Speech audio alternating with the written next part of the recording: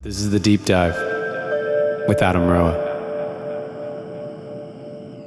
What's up, Deep Divers? Thank you very much for joining me for another episode of Deep Dive Musings. That means we're going to dive into what's going on up here in my head and what's been alive for me this week, because this is the first week that I have been alone, like in my own space that I've rented by myself, maybe in my whole life. Yeah, I know that sounds kind of weird, but outside of maybe a trip or a very temporary thing, I've always had people around. I've had roommates, or I've had girlfriends, or I've lived with family, paying rent in a spot. You know, like there's Airbnbs, which maybe it's like a week here or even 2 weeks possibly, but having been in a relationship for 9.5 years, and then pretty quickly afterward, like immediately afterwards, starting to film The Art of Choosing Love, where I had Ryan and Matthew traveling with me. For those of you who don't know, The Art of Choosing Love is my YouTube show. It's like a personal development reality show of my life. And so you can go to YouTube to check that out. And I was traveling with Ryan and Matthew, and I started dating a woman named Ruby, and any moment that I wasn't with the guys when we were traveling, if there was like, hey, we're going to take a break for 2 weeks, well, then I was with her. So I haven't actually ever paid rent in a place by myself. And so I'm here, I'm in this little kind of cabin in Santa Monica, California right now. And I'm only here for 3 weeks. And yet it may be the very first time in my life that I've like paid rent on a place by myself. Weird, right? Yeah. So there's a lot that's been coming up for me. There's a lot that's been coming up around, okay, how do I show up by myself? Who am I when I am fully just accountable for myself? Do I pick up after myself? Do I make a mess? Do I cook food? Do I choose to do that? Or do I go and eat out every meal? Do I watch movies and smoke weed, or do I do personal development and yoga? Like what is actually going to happen? And what I realized in this, I mean, I've been here now for pretty much exactly 1 week, and not even a full week on my own, but 1 week. And what I've realized is that I have an addiction. I have an addiction to personal development. I have an addiction to needing to up-level myself and to grow and to expand. And that's not a bad thing, right? The desire to grow and expand and be the best versions of ourselves, that's not a bad thing. But there is something that I'm noticing where I'm judging myself if I'm not using my free time to grow. So since being here, I've started in on the final season of Game of Thrones. It's not exactly high vibe, but it is something that I had seen all the previous seasons, and it's so well made that I really wanted to finish it off.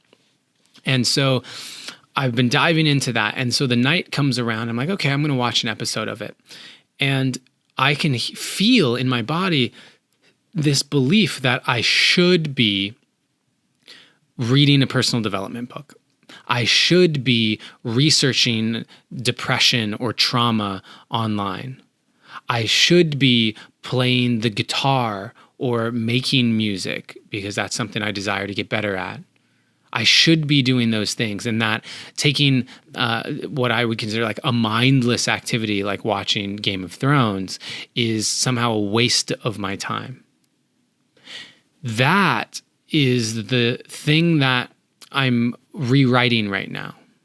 Because I was speaking with my friend Anthony yesterday, and we were talking about how I've been feeling, overwhelmed by just how incessant and nonstop it feels like I'm going through these processes, these breakdowns, these breakthroughs, these like next levels, these evolutions. And I've loved that. And I can feel my body being like, whoa, Can we slow the speed of this down a little bit? Can we take a break? And what I am coming to realize is that I determine the pace. See, I was, without even knowing it, putting myself into the role of the victim, disempowering myself by thinking this is just the speed that life is causing me to grow, when I was using all of my free time to dive into the work, dive into personal development. All the books I was reading were personal development books. All the podcasts I was listening to were podcasts on. I was in the gym the other day. I was working out, listening to a podcast about healing sexual trauma. And don't get me wrong, I value the way that I approach wanting to be in excellence. I value the fact that I don't just get by on what I already know. Like, I desired to get better at cooking. What did I start doing? I started watching a masterclass with Gordon Ramsay, and I started cooking. But I want to learn from masters. I want to learn from people who have proven that they know how to do something. They have skills, they have experience, they have wisdom that I don't yet have. So I want to learn from them. And while that is great, I admire that characteristic in myself. I admire it in other people. The question becomes, is it an addiction? And I know it's an addiction because I'm struggling not to do it. I'm judging myself for not doing it. And when we go underneath that, right? Because that's like an emotional experience. And if you listen to my last podcast about emotions, I talked about how our emotions are a triggered response to a belief system. So when I'm feeling this self-judgment, I ask, okay, why am I feeling that? And the belief that's been underneath that is that there's something wrong with me that needs to be fixed. There's something wrong with me that needs to be fixed. When I think about depression, or I think about somatic trauma I may be carrying in my body, or when I think about the aspects of my business that I want to develop, well, those are all great things to want to move through those. And yet, if I'm carrying the belief that there's something wrong with me, it doesn't actually matter if I ever fix those things, quote unquote, if I ever move through those things, because if I believe there's something wrong with me, I will continue to search and find the things that I need to work on, the things that are causing me to feel incomplete. Because rather than see it as just this aspect of myself I'm working on, I'm trying to find something and say, this is the thing that must be wrong with me. But the moment that thing is gone, the belief that there's something wrong with me will still exist, and therefore I'll find something else. And over the years, as I've done more and more work, as I've done more and more personal development, as I've dove so deeply into this healing process, I've started to fatigue because it's a never-ending journey. It's never going to stop. If you're someone who is committed to your evolution and wanting to be the best version of yourself and wanting to challenge yourself to do new things and try new ideas and push yourself, it's a never-ending journey. There is no end. There is no perfection. So if what's driving me is the idea that there's something wrong inside, there will always be something wrong inside. And so being here on my own with no one to answer to, with no one to distract me in any way, meaning not even that they're distracting me, but just my ability to be like, okay, I'm sitting here and normally I would be faced off with this decision, like, what do I do? Instead, I turn and look at the person next to me and say, what do you want to do? Do you want to hang out? There's a default way of filling my time when I've been around other people that I no longer have to lean on. And it's revealing so much to me. It's revealing the aspects of my personality that I haven't had the opportunity to actually see before. And I'm not judging them as being bad. I'm not judging them as being wrong. I'm simply noticing that I have become the person that I am because I've had an insatiable need to learn and to grow. And I'm proud of myself for that. And now I'm entering into a phase where I don't desire for the pace to continue at the speed that it's been going. So I desire to slow it down. And that desire is allowing me to see and uncover a belief that I didn't know I had, that there is something wrong with me that I need to fix.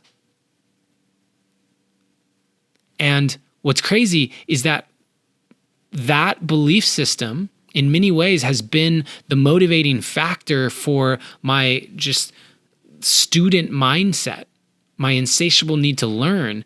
And up until now, I've only been looking at that result. Wow, look how fast I'm growing. Look how much I'm doing. And I've thought of it in a really positive, way. But now, by setting a different intention, I'm seeing the block. I'm seeing the limitation. I'm seeing what has been driving me underneath it. And now I'm getting a deeper understanding of why it's felt so exhausting. I'm on a hamster wheel. There is no end, and yet I've convinced myself there is. And I haven't been driving myself from a space of inspiration like I thought I was. I've been driving myself running from an aspect of myself. It's been negative reinforcement instead of positive reinforcement. And so I'm committing to removing the idea of how it needs to go, how it needs to look, and allowing myself to just be in any given moment. What feels good? What do I want to do? Do I want to watch Game of Thrones right now? Yeah. Is that what actually feels good? Great. Then I'm going to do that. I'm going to allow myself the opportunity to do that. And I want to make a point really clear here.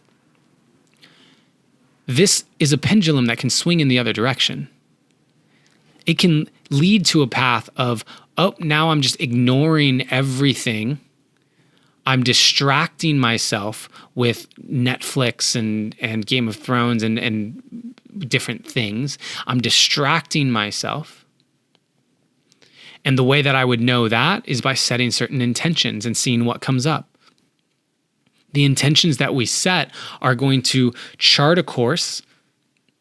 And as we begin to walk that course, we're going to get feedback in the reality around us. That's going to let us know, are we aligned with this? What's in the way? What's the limiting beliefs that aren't actually supportive of this? Where do we have the doubt and the fear? And so for the first time in my life, I'm on my own. And so for the first time in my life, I'm seeing some things that I haven't seen before. I'm grateful for that. It doesn't make it easy. No one said that this was easy, but I'm grateful for it. This is the power that comes from putting ourselves into new positions, stepping outside the comfort zone and seeing what shows up. And so while I'm talking about that, I just want to remind everybody that my 8-week group coaching program, The Dojo, this is round 2 because I did round 1 a few months ago and it was awesome. So we're launching round 2 with Matthew and Ryan from The Art of Choosing Love, 2 other support coaches. So there are 5 coaches on board to support 22 people on an 8-week program to uncover what are the limiting beliefs, what are the self-sabotage mechanisms that you may have that you're not aware of, and how do we support you and give you the tools and the skills that you need to be able to move through those. And so I'm putting myself in an actual life circumstance that I've never been in before. And I'm learning so much new stuff, and I'm learning from masters in the areas that I want to get better at. And so this is an opportunity for those of you who are interested to get your applications in and apply for the dojo, round 2. and put yourself into that environment. Put yourself out in a new way, outside your comfort zone, so that you can start to see what's actually been there all along. That's what's crazy about this whole thing.